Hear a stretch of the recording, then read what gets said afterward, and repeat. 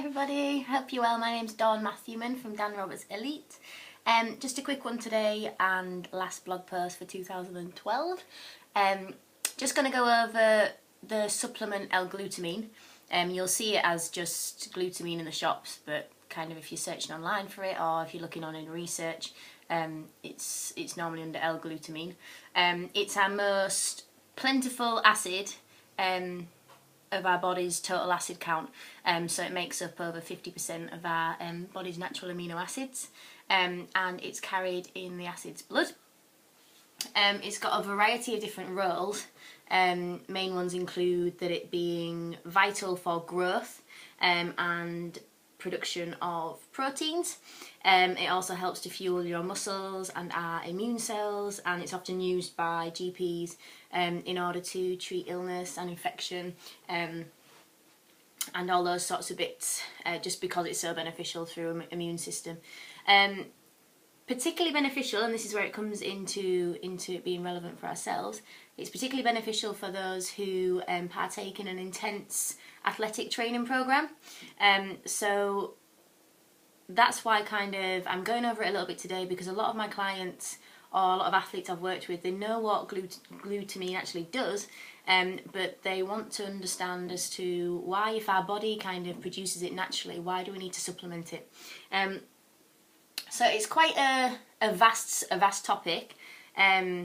As I say, just to mainly summarise the sort of physiological benefits, it encourages protein construction and unification, and it improves our immune system and the body's role of recovering post-training. Okay, so obviously the same as we would do top up our vitamin C levels, it's really important that we keep our glutamine levels topped up and in plentiful supply, basically, if we want our bodies to get the most out of our training. So back to the question of why do we need to supplement glutamine? So basically our glutamine stores, they're abruptly depleted when our bodies are under stress. So this can be under everyday lifestyle stress, so it can be through long hours, not getting enough rest, not getting enough sleep, and just general sort of physical stresses and strains that we have on our bodies. But it's also after training. So our training, albeit good for us and it's getting us to our goals and we enjoy it, it does add a lot of extra stress to our bodies. And so this glutamine kind of, as it's so important, hugely important for our immune cells, so it's really kind of imperative that as this reduction of plasma glutamine occurs, it needs to be addressed. It needs to be sort of, rather than just ignored, we need to address the fact that we need to keep topping these levels up.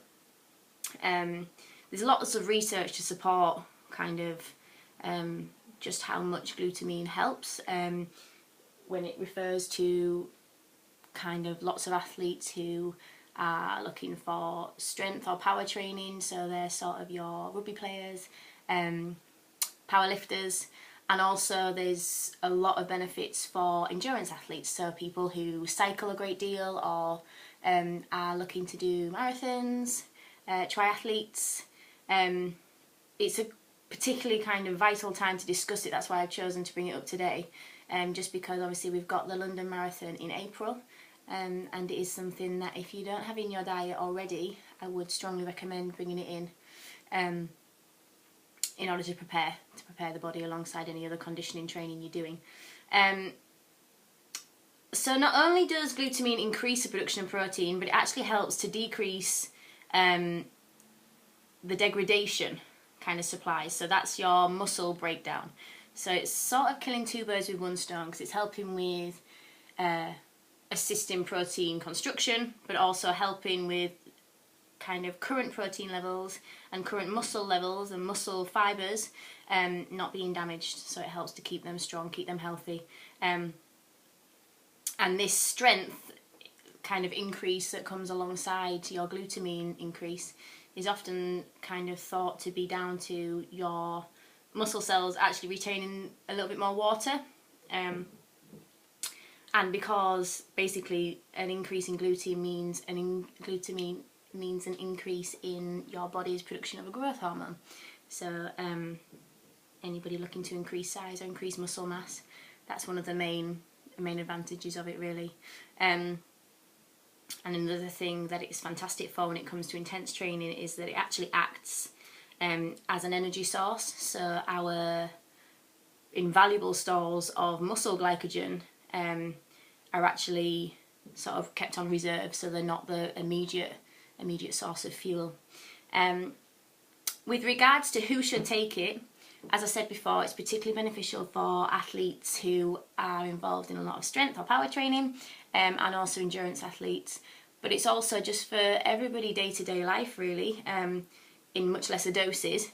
So when it comes to kind of your best way to take it, it's advised that you're taking an average of around 5 gram amount between 2 to 4 times a day, not exceeding your 20 grams. So obviously that's your times 4.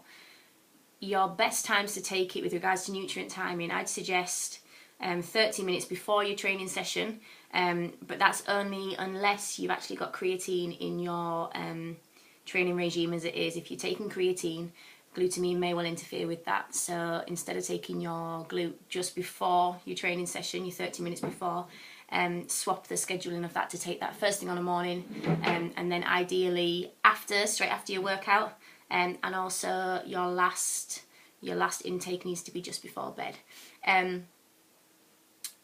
If you've got, like I say, with regards to studies and research, and if you're on other supplement types or you've got other things in your diet that you're wondering if they're going to sort of null and void glutamine, and if you were to bring it into the diet now, and you've got questions or queries regarding that, do just pop me an email. I'm at dawn@danrobertselite.com, and I'll get back to you as soon as possible. But yeah, other than that, have a fantastic Christmas, and I'll see you next year. Take care.